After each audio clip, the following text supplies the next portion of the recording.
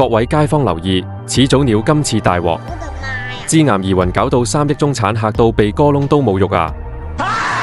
呢幾年大陸班中產真係慘變人肉提款機，啲牌子好似餓狼咁撲埋嚟，好似 Salomon、Lululemon 同始祖鳥呢啲，個個自封中產三件頭，仲有人將始祖鳥、Decente 叫做一隻雀、兩棵樹、三條路，仲要改埋個花名叫鐵飯碗三寶。你睇得明啦。班中產就算點轉款點追潮流，班鳥人對件羽絨嘅痴情真係硬淨過九龍城寨啲石屎。不過呢兩日微博熱搜殺出件風褸大鑊嘢，班鳥粉即刻好似個天冧咗落嚟咁款啊！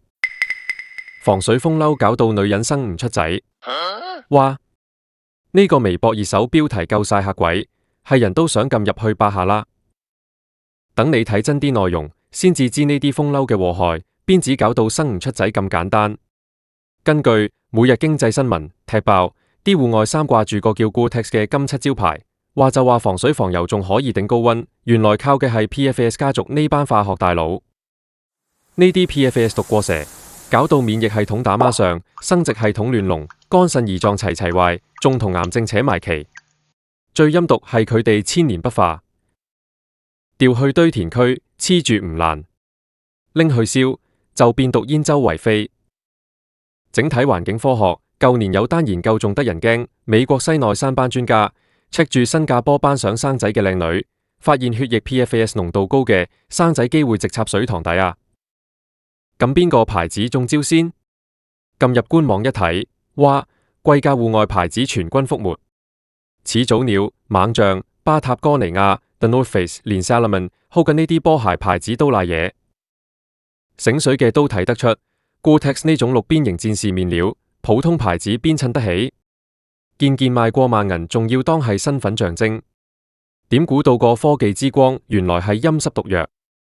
班中產今次真係俾人劏到應一應，仲慘過食死貓啊 ！PFAS 呢單嘢真係好似薛定諤嘅毒咁，你唔拆件衫去化驗，永遠唔知件衫係幫你當鳳定係暗藏殺機。班反 PFAS 嘅朋友仔話齋，萬一啲化學物質甩出嚟，食落肚或者黐住塊面，分分鐘搞到人5勞7傷。最撲街係呢啲化學界釘王，火燒唔溶，水沖唔走，似足黐漢咁黐實地球唔放，搞到班街坊心掛掛驚餐飽。不過網上大把花生有一針見血，唔講劑量講毒性，同老屈有乜分別？邊個會拎件衝鋒衣當刺身食？又冇人當底衫黐身着，使乜嚇到賴尿咁誇張？各大山頭品牌即刻出嚟撲火。始祖鳥客服拍心口保證，部分貨有 PFAS 係真，不過我哋件件驗過晒，着住行山打卡溝女絕對穩陣。猛將同 The North Face 醜聞都係嗰幾句，總之一句講晒，驗到足稱，國標合格，安心啦。最醒係 Patagonia 直接晒冷，2024年後嘅貨全部同 PFAS 割席，鋪頭賣緊嘅件件清白身。點知 Gore-Tex 個大佬哥以公司份聲明就騎呢啦，猛咁吹水話研發緊新薄膜，2025年會普及，又專登強調 PTFE 即係 PFAS 家族成員，穩陣過石硤尾村，無毒過蒸餾水，人體唔吸收兼環保唔分解。講咁多化學術語做乜啫？即係變相認咗有落呢味料啦。最搞笑係全球都未傾掂數，法國威啦，2026年禁 PFAS 化妝品同衫褲，紐西蘭都跟大隊。歐盟班官仲拗緊要禁幾多，即係話呢啲永久化學品，今日係毒藥定補藥？真係要擘大眼睇，你企喺地球邊忽？講真嗰句，科技呢家嘢同豉油撈飯一樣，最緊要拿捏分寸。始祖鳥啊，真係高處未算高，但企得高就預咗俾人插到開花。今次個 PFAS 風波，搞到呢隻飛緊嘅雀仔都震一震啦。亞馬遜體育個 CEO 鄭捷牙刷刷咁講，2024年始祖鳥生意額衝破20億美金，約145億人仔，幫集團賺足40%銀兩。睇埋份財報，單靠始祖鳥大揭，2024年第四季戶外衫褲生意做到7.45億美金，按年升足3%。講返2018年，安踏班金主夾錢370億吞咗芬蘭體育巨頭亞馬遜。加拿大過江龍始祖鳥就咁改咗姓安啦。安踏真係有計，將件被笑係中年老三件寶、釣魚、茅台、始祖鳥嘅老土衫改頭換面變身高級貨。仲學足奢侈品牌玩法，玩全球配額、限量生產，硬係要同中產階層掛鈎。呢招扮貴族策略掂啊！始祖鳥成功躋身新中產三寶，見龍年限定衝鋒衣炒過萬銀都大把人搶，後生仔女當佢哋係潮牌咁追。不過老土有講，樹大招風，你賣得貴，格調高，班客要求自然更奄尖。今次 PFAS 事件雖然仲有爭議，已經嚇走唔少鳥粉啦。仲有班山寨廠搞震，整到周街假貨。前排連張吊牌都炒到300蚊張，原來有班友專執二手衫甚至貨，掛個牌當正版賣。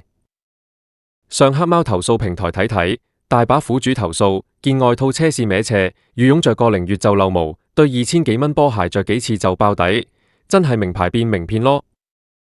所以話呢，做生意同做人一樣，最緊要腳踏實地。你話係咪先？安踏班高層徐陽講過句金句，班客買嘅係古仔，係個心癮，邊係買件衫咁簡單。但係睇真啲，班中產卜到頭崩額裂，廠見始祖鳥，連二手市場啲 A 貨都照殺。你話真係為咗個挑戰自我嘅品牌精神？咪玩啦！呢啲分明係中產驚輸蝕嘅畸形心態。